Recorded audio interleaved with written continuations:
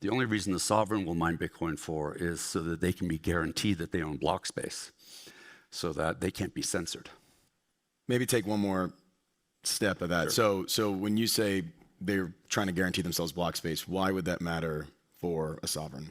Well, so U.S. is roughly 40% of global hash rate. Russia is roughly 13, 14%. It's come down. China is now at 11% and rising pretty dramatically. If you think about Russia and China, they need to trade outside of the dollar system. Stable coins are all dollar denominated.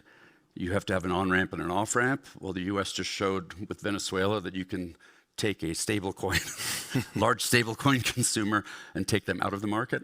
And so now all of a sudden, Bitcoin is a $2+ trillion market cap. You can trade oil in it, and you can trade outside of the dollar system. But if you're holding a lot of Bitcoin, like China does, like Russia does, then you have to be able to sell it. And imagine a world where Trump all of a sudden says, no US miner is allowed to process a transaction that is not OFAC compliant.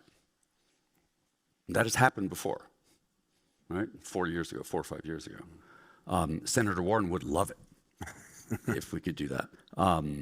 So as a sovereign, you don't want to get locked out of the market. You want to have enough Bitcoin mining so you know your transactions will be processed. Got it. So they want to preserve their part of the security of the Bitcoin network. And just to put kind of icing on it, one of the president's mandates at the White House Crypto Summit that we did last year was that the US wants to have 60% of global hash rate. Well, why do you think that? It's so they can control it.